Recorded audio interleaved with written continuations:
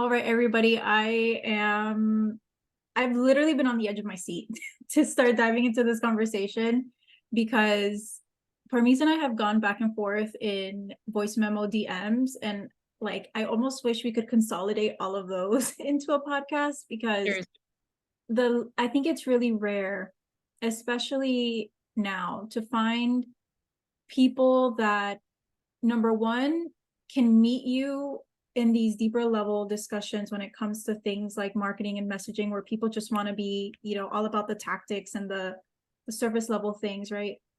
And number two, the fact that we can come together with similar values and similar principles and ideas, but the way that we each go through that expression of it and just how we see it is so unique. And I'm really excited about the community being able to hear your perspective on messaging and how Yes. we can use the power, the art, the science of words to communicate a message that can really withstand the test of time. And that's something that I'm really, so big about talking about here is we're building a legacy, and that's big. That's a privilege, especially as women of color, minority groups. We get to speak a bigger message that gets to outlive even our lifetime. So thank you so much for being here and for being open to have this conversation and to dive in a more formal-ish way. I appreciate you being here. And honestly, I was even thinking this before where I was like, I could probably go through I don't even know how many voice messages we've sent to each other back and forth. And if we had someone that could like re-record those voice messages and compile them, we would probably have a private podcast that someone could subscribe to. So I appreciate you inviting me on. And I'll even make a note with what you said, where you and I both stand for very, very similar concepts. But as you said, the way that we express it or the way that we allow ourselves to be seen for what we stand for is so different. And I think that's important mentioning simply because, especially in the marketing space, I see so many times people get caught up in, well, what I'm doing is already out there, or what I'm talking about is already being said, or, so and so is offering a very similar service to me. And instead of looking at it from that competitive edge, I think you and I, as aligned as we are in the way that we think, we both have such unique energy signatures that the way that we express and the people that we attract are just so different. So it just goes to show you can have a very similar message and a very similar approach to doing something, and yet be able to attract your own unique tribe just by being able to express yourself in the most authentic way to you. Absolutely. And I think that really goes to show that when we are really embodied in our unique gifts, that expression is naturally going to differentiate you. And I think that's what people forget. It's not just about the niche, or it's not just about the thing that you do, but when you truly let your brand and your platforms be the medium by which you get to come into not only your own full expression, but then as a byproduct, let your brand come into a fuller expression, naturally how you do things is going to be different. And that flips it, where people think, well, I have to find out how to be different. Like I need to try to be different. And when you try to be different, it ain't gonna hit because you're Exactly. trying That's to the be different. paradox. Yeah, Exactly. And I always say the paradox of authenticity is when you try to make something more authentic, you're already taking the authenticity out of it. And same thing with like trying to be consistent, trying to be anything will oftentimes render the opposite effect. So I so agree with you on that. yeah. I'm curious because we were talking about this before we started recording, but when I think about you, I think about um I look at things through the lens of spiritual gifts, because I do think that when we're called to do something as crazy as build a business from the ground up, when we are called to be brand owners and develop these platforms, I think that the reason why we do that is because we have been inhabited and given a spiritual gift, a gift that transcends just the niche or the title or the thing, right? And when I think about you, Parmees, I feel like you really mastered the art of transmission through words and helping people use words as a way that they can come into full expression and transmit the full depth and power of their message and what they're here to do. And I'm curious about like your journey with writing, and I would love for people to hear a little bit more because both of us are 28. Yeah. It's not like we've been on this planet for so long, and you've accomplished so much. And I think it's beautiful for people to see how your journey with writing has really developed over the years. Absolutely. Well, first of all, thank you for recognizing that, because I think as a creator or as someone who has what you call a spiritual gift, just having the ability to really own that and then be seen for it is really powerful. So really, really appreciate you being able to see that. This is a very interesting topic because even before we got on this call, I was talking with a peer of mine about my journey from going from copywriting into teaching messaging in the way that I do now. And the idea came about around, we all want to be known for something in our businesses, right? We want to have this core brand identity. We want to have this core message, or at least be associated with some results that we get our clients. And unfortunately, sometimes in my experience, and I'm sure in yours as well, we get so stuck on figuring out what that identity is before we take any sort of action. Where in my journey and many other people's journeys, I've realized that your message and your zone of genius solidify themselves the more you actually engage with the breadcrumbs of curiosity, with the things that really intrigue you. And so I started off as a writer, and I call myself an accidental entrepreneur because I started copywriting when I was 19 years old, simply just purely out of a need to feed myself. It was not something that was on like a vision board. I did not think entrepreneurship was even an option for me. I thought you needed to have a vast business background or have entrepreneurial parents. Like, I knew nothing about business. I was brought up in a household that was more like, you become doctor, lawyer, engineer, and those kind of like academic fields were my only options. And so I started copywriting almost by accident because I realized that I want to have the flexibility to study and to pay my way through school without being tied down to a job. And so I did what most entrepreneurs do, which was unbeknownst to me at the time, but look at the skill sets I have that I could monetize. And writing has been always something that has come naturally to me. And that's why it resonates so much when you say it's a spiritual gift, because even at 10 years old, I had short stories that got like provincial awards in Canada. In high school, I was part of a debate team. In university, I started writing persuasive essays or philosophical essays that talked about very controversial topics, but that got really good grades. So I always knew that this gift of communication was a thing. I just didn't realize I could be paid to do it for other people. So when I realized that the world of copywriting simply means being able to take someone's expertise and distill it down into how other people can really engage with it and understand the value, I said, oh, I could do that. And of course, I had no formal copywriting training or no knowledge and background in marketing. I mean, the first time I heard a sales page, I went home and I Googled it. Like, I didn't know anything about funnels, webinars, like all the marketing jargon that we hear today. That was just not even in my vicinity. So I started by writing blogs and emails, and I started to focus in industries that I was interested in. So like in mindset, personal development, health and wellness, a lot of fitness clients back then. So things that I personally was interested in. And I realized that the more clear I get on what the intention behind this brand is, and not only what do they sell and what do they offer or what their product is, but like what do they really stand for? The more I can get into storytelling, the more clear it becomes who this product or who this offer is actually for. Again, back then I had no idea what client avatars or archetypes and things like that were. I simply knew that there were certain people that would really benefit from the product or service.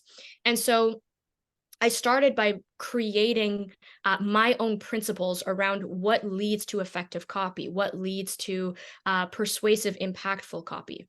And around that time, as I was taking psychology in school, I started realizing that there's a lot of elements of human decision making, of consumer behavior, why someone would consume one piece of content versus the other, why they would buy one product over the other, even if it didn't make any rational sense. So I really dive deep into the world of consumer psychology, neuromarketing, and looking at the intersection of how human behavior kind of shapes the way that we make purchasing decisions. And this is what I call, and I think it's Stephen Pressfield that talks about this in his book, but he calls it the shadow. I think it's like the shadow career, or the shadow job, which in that moment, I thought, okay, my purpose is to blend my desire or blend my passion for psychology and understanding human behavior along with this skill of writing to create marketing and create formulas and tactics and strategies that have been psychologically proven to get people the best results. And so I started writing copy, started producing funnels, started coming up with my own launch tactics and strategies and things like that that I was testing with a number of people, but all by looking at how humans make decisions. Now, I've since evolved past that simply because, and I'm writing quite a bit about this now, but my realization was that people cannot be reduced to data points. And just because there's a proven tactic, strategy, formula, template that works for one industry or one leader does not necessarily mean that that could be repeated for the other. So this kind of set me down this path of, instead of looking at my clients as product-based businesses or service-based businesses, instead looking at the people who actually have personal brands, people who actually want to become known for something, people who have ideas that are perhaps a bit contrarian or go against the grain, and helping them really get embedded in their values. And around this time, I was still writing their copy for them or writing their content for them. And a huge realization that came to my mind as I kind of started to make this pivot and go more towards people who have a mission and have a movement that they want to start, I realized that I'm doing them a grand disservice by taking that power of expression away from them and saying, I can do it better. And let me do it for you because I understand how people think. I understand how to formulate words. I understand how to articulate your thought process and your genius better than you can yourself. And that just did not sit well with me.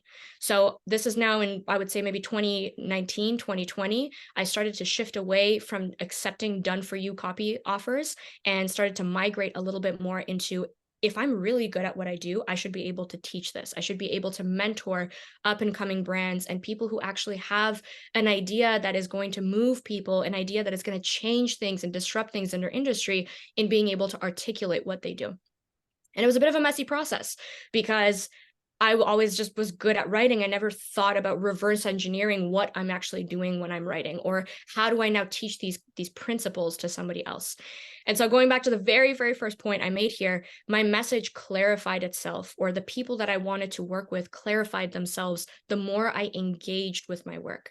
Because I went from being a done for you copywriter to basically anyone who had a product or service they wanted to sell online, to focusing more on the people who actually had missions they want to leave, to then realizing I don't want to be doing the powerful work for them. I actually want to empower them to know how to do this themselves. So that's kind of a long-winded explanation of how I got to where I am now. But I think sharing the story is also valuable because so many people think that they just need to land on their thing. And once they have that thing and once it's clarified and solid and good to go, that's when they can go out and do the marketing. That's when they can go out and talk about it. But what I really want to illuminate here is that your own personal journey is what shapes your zone of genius. With every client you take on, with every experience, with everything that you learn, that you absorb, with every obstacle that you hit along your way, it actually helps you shift and pivot into more alignment into what is actually meant for you. And so that's been my journey with the writing process, and now no longer doing the writing for people, but actually helping them translate their stream of consciousness, translate their woo ideas into actual articulate, clear copy that will spark the interest of the right people. Thank you so much for sharing that. And yeah, I think what's really speaking through right now, I mean, how often do we hear clients and people online say like marketing is hard because they feel like they have to get it right. And with every post and with every word and with every graphic, like they just have to get it right. And when they get it right, that means likes, comments, more clients, more money, all the things that they want, right? And what I've really come to realize is that there's no way, to your point, right? Because something works for one person and then somebody else can get drastically different results. Like we have to look at why that's happening. Yeah. And that message can sometimes get diluted because we look at these different programs and containers and all they're showing you are the people that got results. What you don't see are the people that, maybe had a little bit of a difficult time with that process, or, maybe they got results, 6 months down the line because there were other things that needed to come through, or what, like the wide range of possibilities that there gets to exist. And I think that what's really coming through right now for a lot of people is realizing that we have to look at our relationship with marketing and see it in a different way, that perhaps it was never this arena where we had to get it right, but perhaps it was an arena where I'm giving a little bit of a sneak peek of what I'm going to talk about later in another episode, but it's more about coming into fuller integrity. And right for you And right for me is really dictated by what's more in full integrity with my expression, but also what my brand is here to stand for. And when we Absolutely. look at it through that lens, then it brings you back inward versus feeling like there's always something out there that you have to grab onto. I love that. And I think this is so relevant for so many people in my world right now where they've been pressured or feel like they're pigeonholed into one way of doing things. And there's always nuance to this as well, because working as a conversion copywriter and working as someone who has seen a lot of tactics and strategies and methods be effective, it's not a black and white thing where you can say this either does work or doesn't, because it works, but you're not necessarily looking at all the confounding factors.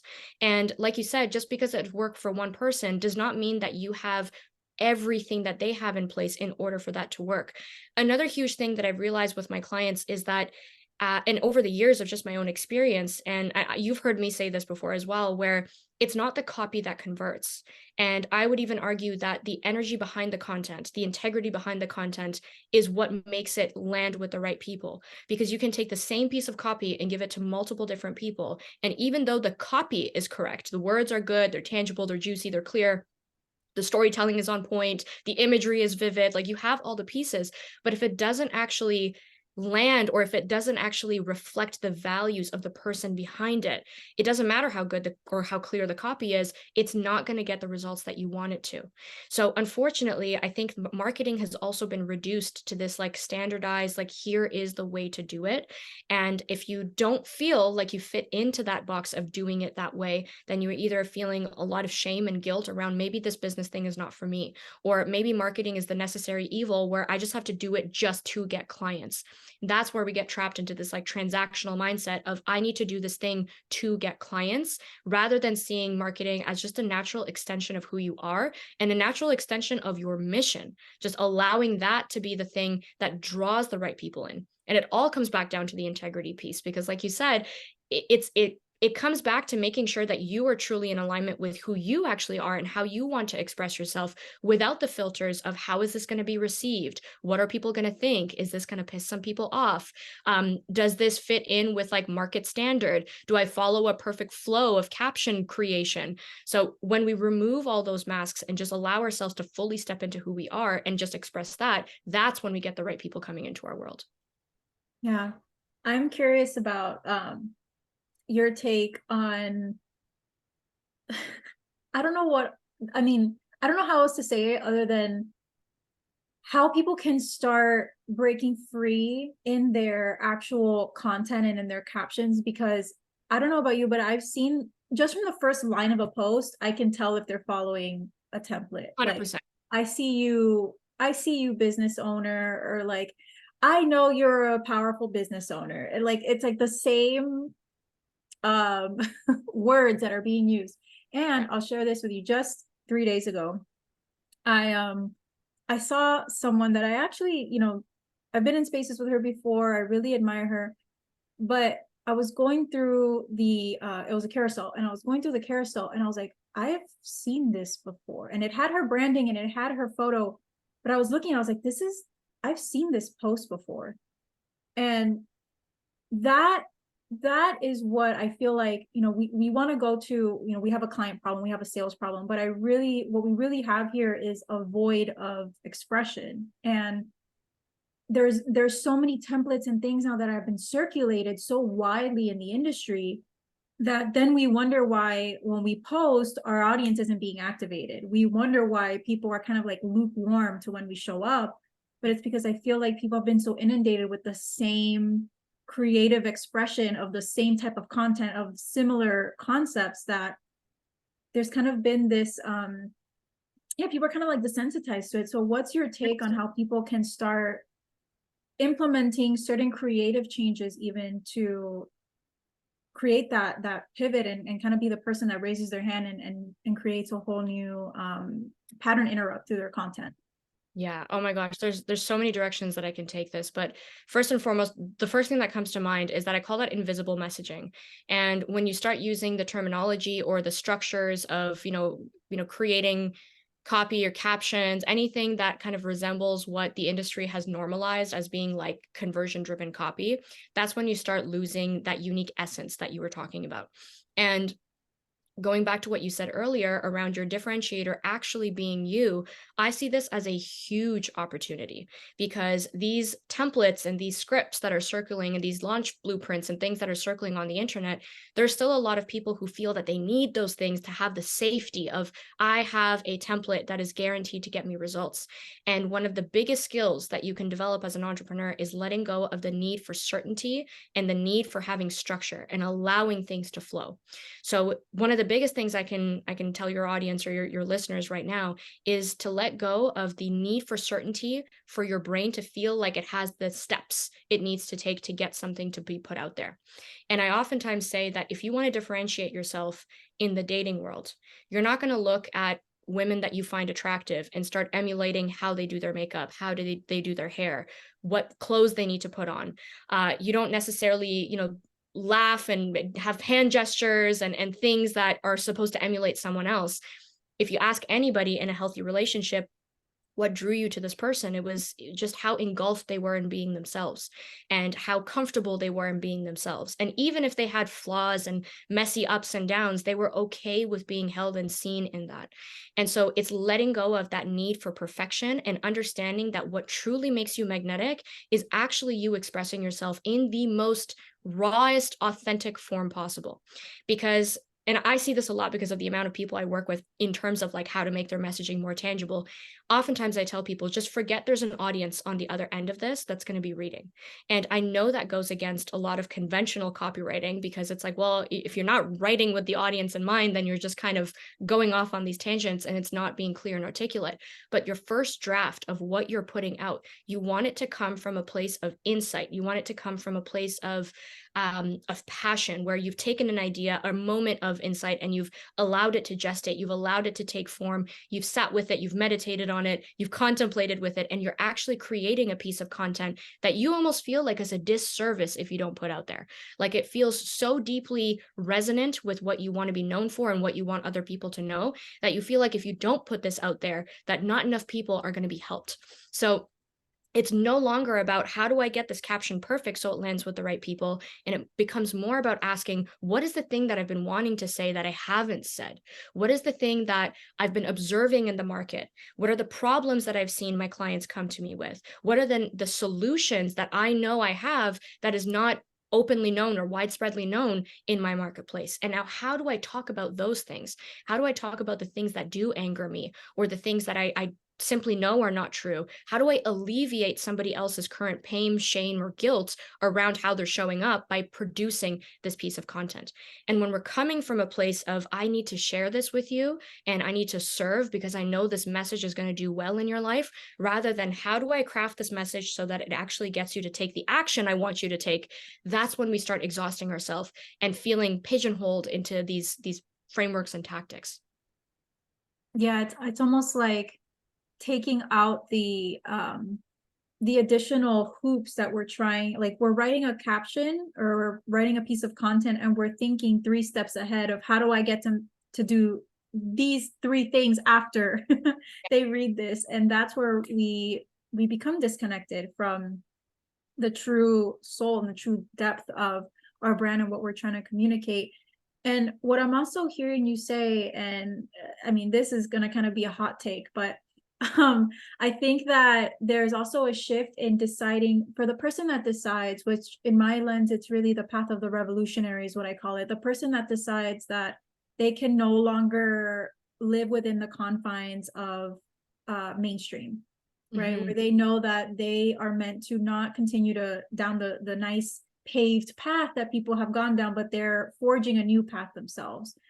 When somebody decides that, what I think people don't talk about is that it's not something that you can also then say, well, then it shouldn't take more effort, right? Like Yeah.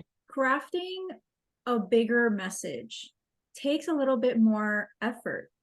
And that's what for me was so shocking, because I was in an industry that said like, well, if it's not easy for you, then you're doing it wrong. Or if it's not easy for you, then you need, these other softwares and things to figure it out for you, because you need to just be churning out content. Back to that consistency idea of like, you just need to be churning out content. Doesn't matter what you say, people just need to see you. But the shift that we're also making is to add back in the creative process of letting ideas and concepts be digested so that your true mastery can come through. When you're on that treadmill, that hamster wheel, I call it the content hamster wheel, then it's just inevitable. You're going to have to just go surface level, or you're going to have to start regurgitating things that you've heard a million times, because you're not giving yourself that creative space to have that first iteration where you get to just pour out all the juice that is within you and then have it develop. And then maybe from there comes a concept or a new framework or something that gets to be birthed through that. So what has been your experience or your relationship with, like, almost like diving back into that creative artist expression in a climate that's all about just like getting shit out there and just being consistent at all costs?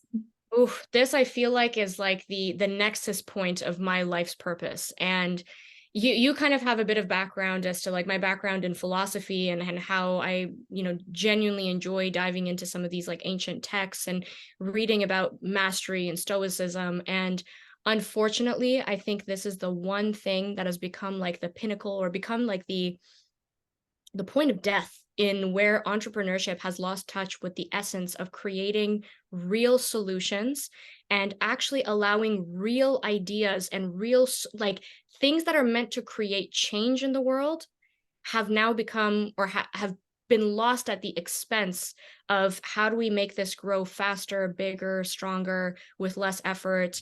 And of course, I mean, I can get deep into the like even some of the capitalistic mentalities around how do we increase efficiency and how do we just cut back on anything that is not worth our time, and just create commodities. Essentially, our ideas have become commodities, our content has become a commodity. It's just like you said, churn them out. Doesn't matter how deep they are, it doesn't matter if people even read them, you just want to be visible. Where I would like to swing the pendulum back to where it was, if it was ever there in the first place, where its ideas need to take the time to develop.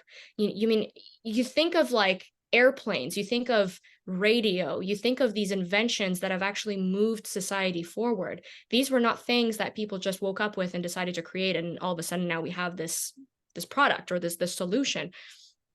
If you look at any of the great minds, I mean, I always use the analogy where Albert Einstein took 4 chalkboards of formula to come up with E equals MC square. And we are so caught in the rat race of getting to the E equals MC square that we forget about the process that it actually takes to get us there. And I truly believe that the trailblazers, the legacy leavers, the people who start those movements are the ones who actually fall in love with the process of development and with the process of iterating, rather than trying to get to where they want to go. Because even when it comes to content, I always say that yes, you want to be repetitive with a message. Yes, you want a message to stick, but repetition is not the same thing as consistency. And consistency can sometimes come at the cost of you either having to burn yourself out. It can come at the cost of staying very surface level, because like you said, it's not really quality. There's no depth and connection to the content. It's just for the purpose of get it out there. And it actually starts to become a chore. You no longer feel that your marketing or the content creation is actually fulfilling a purpose. It's being done to get clients. It's being done to be visible. It's getting us stuck in that transactional nature of I'm going to create content because that's the thing I need to do. It's one more thing off my list, rather than actually enjoying the process of taking ideas, allowing them to percolate for a little bit, and being observant, right? Watching the market and seeing how people are perhaps struggling with certain things. And how do you respond to that? How do you create pieces, solutions, offers that actually address the very relevant market gaps that exist today? So for anyone listening, and I'm sure that the people in your audience do resonate with this because that's why they're here and that's why they follow you, but the process of mastery and allowing things to take the time that they need to actually grow into fruition, that is the secret. That is the shortcut, that is the not so shortcut to success. It's playing the long game. It's not falling for the tactics and strategies that are going to make you your first 100K in 90 days. That has its place, and I'm not saying that that is not possible. However, the goal here is not to get to that 100K, is to create a solution that is so valuable that it is worth the 100K in the 90 days. So this could be a whole other podcast episode on its own. I feel like that's a whole like sermon in and of itself of bringing Really good. just bringing the truth back. But it's true, right? Like I think more so this year, I've come to the realization that I'm done asking for, I'm done asking for the clients, I'm done asking for any monetary amount. And I think like I said, every true person that is coded and meant to be that trailblazer realizes that when you ask for those things, or when you do things for those short-term goals, to hit the quarterly goal, to hit the yearly goal even, then you're missing the type of work and the type of development and the type of experiences that actually unlock the legacy. And when you start tapping into being part, to your point, right, enjoying the process of deepening in your mastery, and yes, you still get to market throughout that process and share where you're at and share your insights and share all the wisdom that you already do have, because I mean, we have the deepest reservoir of wisdom, I mean, underneath our palms every single day. But I just realized that every time you ask for the next client, you're going to have to then ask for the next client and the next client, and you're always going to be in that hamster wheel. But when you instead set your sight and cast a bigger vision of what your brand is really here to do, then you don't have to ask for those things, because what you're putting out is going to compound in such a bigger way that pretty soon, to your point, right, you don't have to even ask for the 100K, because the 100K is going to come as a byproduct of what you are, the value you're creating, the innovation that you're pioneering. You get to stand for something bigger than just, hey, I'm going to launch and make my next 20K, and I'm just here sitting, praying for the clients for me to get to that goal. Absolutely. And I love that you said that it happens as a byproduct, because I feel like I repeat that so much that I sound like a broken record. And again, I think it's one of those things that it can't be taught. Someone needs to really come into that feeling themselves. It's like a deeper embodiment of understanding that the work that you do produces the clients, produces the money as a byproduct of you being super engaged with it. And again, another controversial thing, like I've never had vision boards where I've thought about what's the lifestyle I want to have. And I kind of go against all the manifestation stuff that's taught, but like, envisioning how much money you want to see in your bank account, or setting an intention for how many clients you want to bring in with a launch. That stuff never sat well with me. And I never understood why until maybe last year, where I realized like the reason why it never sat well with me is because then I'm attached to a certain outcome. And I truly believe the key to creating these realities is having the detachment from needing them. And the less I attached myself to what do 25 clients mean to me? Like if I want to hit my goal of 25 clients this launch, first of all, where did that number come from? Why do I give it any sort of significance?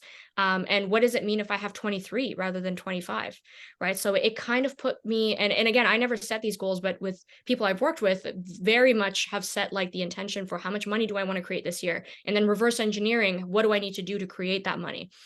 And it sounds good on paper and it gets you hyped up, but then when in execution, it's extremely difficult to actually enjoy the process of getting to that 100K or getting to whatever income goal or enrollment goal that you set for yourself, simply because you've now become attached to it.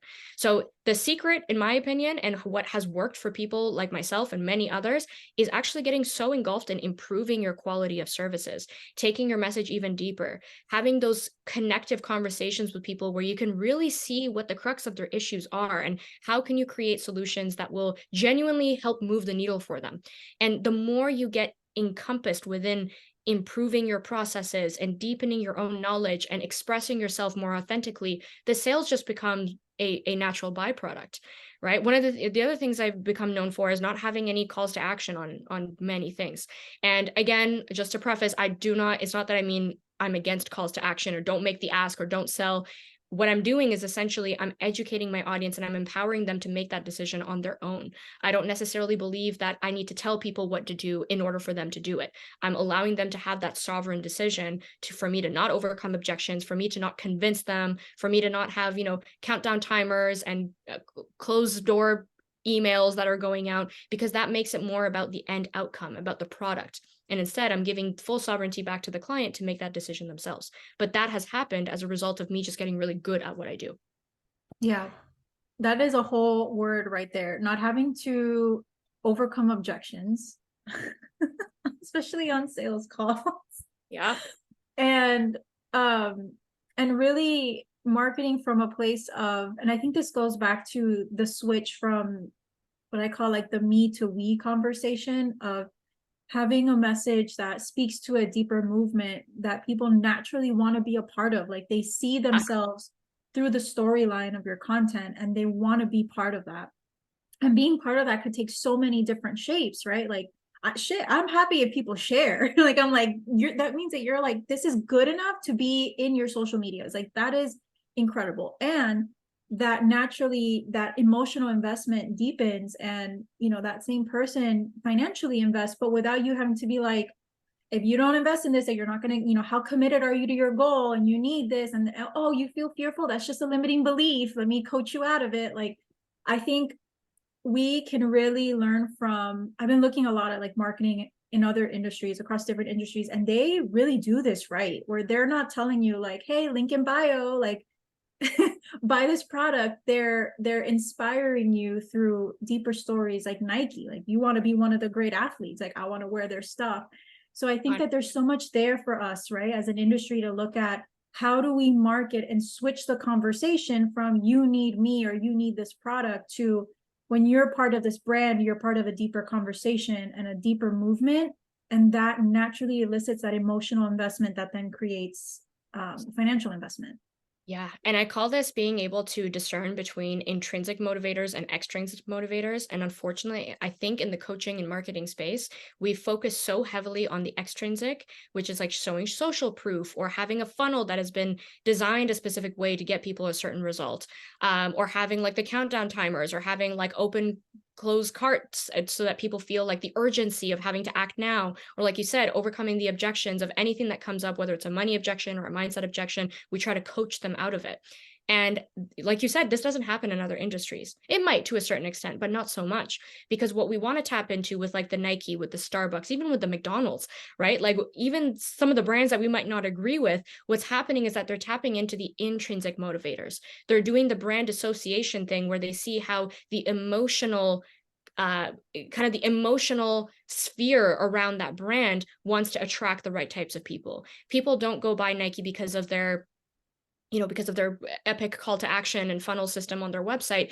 They're looking at the image that is being emulated, the brand essence that is being emulated, and they want to be a part of that movement.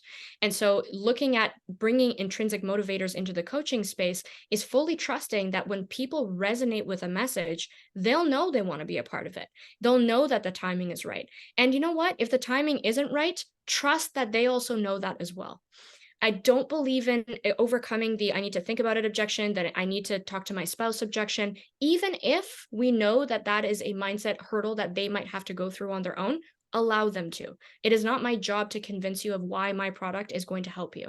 This can go into the pricing structure and making sure that your prices, I'm sure you've heard this, like your price needs to feel like people are elevating just by making the investment. I don't believe in that. I think that if your price makes someone's nervous system go into a panic, then their entire time in your container, in your world, they're going to be thinking about needing to make that money back rather than actually enjoying and engulfing themselves in the knowledge. So there's so many things that have been used that are so extrinsically draining, where I would want to shift the focus or shift the lens to bringing some of the intrinsic ways of creating story, relation, connection back into how we market. So people just naturally want to be a part of it. And we don't get objections on calls anymore. Like, I don't remember the last time I had an objection with someone. It's usually, I know exactly this is the problem that you solved. I need this. Here's the money. Let's get started. There was no objections around it. Why do you think that this industry has gravitated towards really heavily relying on the extrinsic motivators, as you put it? Because I have my own theories, but I'm curious about what you like. Why do you think that has been the environment that has been created? So personally, I think this comes back down to mastery and also the low barrier of entry into this world. I really do think that there's a lot of people who got into this space who, again, God bless them, but they perhaps haven't yet taken the time to really refine their skill set, to really understand the market needs, to really be able to guide someone to a result. And instead, they got caught up in the rat race of financial freedom and six-figure months, and I can be jet setting and be partying on a yacht and still have money coming into my bank account. So the allure of that became more prominent for them than actually creating a solution that genuinely gets people results. And this isn't everyone, but I've seen it very, very prominently. And so using or relying on those extrinsic motivators has been a way to create what they call, cash injections into their business, or create ways to get more and more people into their world so that they can elevate their own status, financially, power wise, whatever. But not actually worry about, like, is the product I'm creating truly designed to get people the best results possible? Am I bringing in the most aligned clients possible that truly would actually get results from this? Or am I just bringing in anyone who would express interest in wanting to get this result? So that process of, again, mastery, alignment, integrity, having a deep scope of knowledge around who is your product best for and how is it going to best serve them, and even having it tied to a mission, has been let go a little bit, because people who do not have it tied to a core mission, a core idea, an ideology that they want to move forward with, a new paradigm that they're trying to bring into their space, when they don't have that, the intrinsic motivators don't necessarily play much of a role. They just rely on the countdown timers and the everyday sending emails thing to get people into their programs. Yeah. I was like pumping my fist when when the first word that came out was mastery. And to even go like to dissect that even more, right? Like when we look at why mastery has gone out the window, I think it's because this industry, to your point, right, with the low barrier to entry, this industry was built off of people wanting to be saved from either their emotional feeling of scarcity or not feeling fulfilled in their other career. Or I mean, I do believe that there was also a desire there to help people, right? Like there was a desire for a space where people can use their innate gifts that, there wasn't necessarily a certification around, energy healing or whatever there are now, but people did want to help. And that desire was quickly then clouded with feelings of, I hate where I'm at. I need to make money in order to leave where I'm at. And it started getting built off of what I call people's wounds. It was built off of wounds. Yes. And so much of the marketing that I even saw a lot of when I was first coming into this space, now I realize was so anxiety ridden and fear ridden, because those leaders that were using that were also in anxiety and fear. They also felt like, either I really need to make this money so I don't have to go back to corporate, or I don't have to go back to this other circumstance, or I've reached 6-7 figures, now there's more to lose and I need to keep proving myself. And then it just became this rat race of who can get to X amount the fastest, and if you got there, you have the right answer. And I think that with mastery, it really calls for a different pace. Yeah. It calls for us to take a step back and allow that unfolding that might take years, but that's not sexy to sell. And I think it comes back down to our need for instant gratification, and really it's all kind of encompassed in ego, right? And like you said, a lot of these programs and a lot of the industry was built on the need to prove themselves, not necessarily coming from a place of, I've observed a major gap in the world and I want to fulfill it with this innovative solution I've put together. And that's why you see a lot of copycat programs, right? You see a lot of copycat messaging, you see a lot of copycat, a lot of stuff, because they've always outsourced their own power to, oh, this person has the magic bullet that's going to help me get to where I want to go. And a lot of the decisions around creating businesses didn't come out of the desire for innovation or mastery. It came out of the desire of, I need to get myself out of whatever shitty situation and start making those super high income months so I can prove myself to my mom, so I can prove myself to my boss. And that's where it just, the snowball effect of like things just gradually getting worse. And then I also have a bit of the hypothesis around, I don't even know what I'm going to call it, but it's almost like certain individuals will get to a point in their business where they've created so much money, and yes, people have gotten results, and it almost clouds their judgment in how effective of a leader are they actually being. So it's like they develop this godlike persona around themselves where it's like, well, I am now untouchable because I have made the $5 million, or I am now the, whatever I preach is to be taken as gospel because I have now created XYZ results in my business. Where again, this is where many people fall prey, and she's got the solution, she's got the formula, she's going to teach me how to do it. But by doing that, you're outsourcing your own innate wisdom in what actually works for you. So I mean, that could be a whole other thing on its own, but yeah, these extrinsic ways of getting people into our programs. I genuinely believe that there's more and more people shying away from it.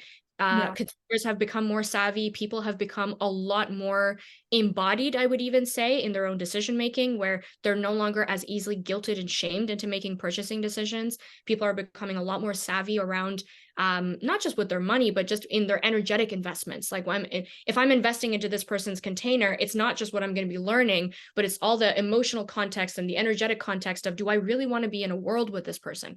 So happily, I think we're transitioning out of that, but this is now the prime opportunity for those people who have already been kind of turned off or have always been a little bit like, I don't really see those icky marketing strategies fitting into my world. This is where you want to actually take a stand and use your authentic voice, use the messages that you want to talk about, even if it's contrarian or goes against the grain. This is where you want to more deeply step into what you want to become known for and allow yourself to express it. Yeah. That's going to get people into your world. Yeah.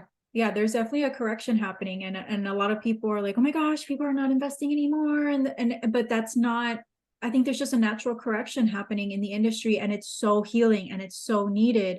And it's really, to your point, right? Just an opportunity, an opening of a gap in the industry where now people who know that they're meant to express something differently, there more of them wants to come through, more of their wisdom wants to come through. It's like, now's the time, because more than ever our audiences are looking for that. Yeah. They've been burned by other programs, they've been burned by other spaces where either the marketing was not in integrity with what the person's real gifts and what they were really here to do, or yeah, it was just it wasn't the aligned spot for them, or they were kind of emotionally manipulated into that container through the objection handling process and all the craziness that goes into that.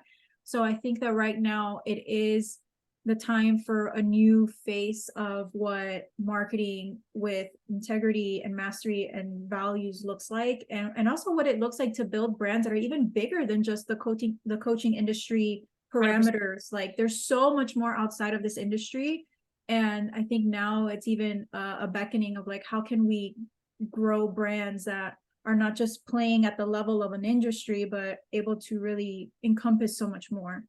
100%. Yeah. And I think one of the other things that becomes even more important now than it was before is for everyone to get very clear on what their definition of success looks like. Because I think this was another thing that we greatly outsourced to, the market leaders or the people that really were dominating the coaching industry to define what success should look like for us. And I can't even name how many clients I have worked with that I kind of say I do damage control with them, because they're like, yeah, I fell for the promise of like the 100K months and like the, more money than you can even imagine, and not being able to, not needing to work for more than 5 to 10 hours a week. And I started realizing like, but do I really want that? Do I really want to create that sort of lifestyle? Is that really what that means? Oh, is that what success actually means for me? And so I tell my clients, and I'm pretty verbal or pretty expressive about this in my own content, where I'm not meant for the masses and I don't want the multi-million-dollar business. I'm not making anyone wrong for wanting that. That's perfectly fine. But my own personal definition of success is having a business that is sustainable, is being able to connect with each and every one of my clients one-on-one, not delegating it to other people, being able to create containers where I feel like we can have intimate conversations, where I feel like I'm actually operating in my zone of genius, where I'm helping the movement starters, not just everyone and anyone who wants to come into the online space. And if I'm focusing on the movement starters, that's not a huge population, and I'm okay with that. So my definition of success might vary from yours or might vary from somebody else's, but I now know that depending on how I want to lead my lifestyle, my day to day, that's going to be the kind of North Star for guiding my decisions, for opening up my containers or opening up more offers or making more money. So getting clear on our definition of success and what does enough actually look like for us is another very key overlooked thing in a market or in an industry where everyone's just talking about more and more and more. Okay, great. You got to this level. This is just the beginning. You've only scratched the surface. How do we now make this more complicated? How do we get more team members? How do we launch more offers? And it's just like, at what point do you become sucked into more and more and more without actually having an intention for what that more is actually going to do for you? You want to bring it back to what is enough for me and what do I see being successful and happy and fulfilling for me? Coming back to integrity. Mm-hmm. Full circle moment. It really comes back to integrity, right? There really is no right or wrong. It's whatever is right for you means that it's coming back into integrity with what you really want, what you really want to be known for, what you want your brand to do for your audiences. So I I just knew this conversation was going to be incredible, but I'm just so excited about all the different corners that we got to touch throughout this conversation. Is there anything else that you want to leave the audience with? And also let them know where they can hang out with you more, because your content is always popping on Instagram. Yes. But Yeah. you can definitely let them know where they can hang out with you more and where they can learn more about your work. Absolutely. Yeah. So my Instagram would probably be the best place that people can find me. And it's interesting, even when you say with like any last words, I'm like, I think we can keep going for another 3 hours and there would still be many words. Many words will be shared. But if for anyone listening, honestly, I think the one thing I could leave you with is to release the pressure to have to fit into somebody else's box of doing something.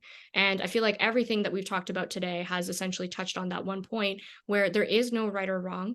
And if you naturally feel an inclination towards something and you've been told that that's not going to work or that's not going to be effective, I challenge you to put it to use and test that theory. You're on your own. If you've been told that certain you have to show face in order to get clients, or you have to create content a certain way, you have to promote it a certain way. And of course, there's nuance to this because as people who've worked with me know, there's definitely ways that you can make your message more tangible, making sure that your content strategy actually fits in with your vision. So there's definitely strategies and tactics that will be effective, but these strategies are used to amplify what you are naturally already good at and what you want to become known for, not to contort you into what the appropriate way is to do your marketing. Boom. Love it. I appreciate you so much. Thank you for everything that you shared here. And for everyone listening, you already know, go follow her, go check out the links that we'll have in the description. And thank you so much again. Thank you for having me. This was great. Bye.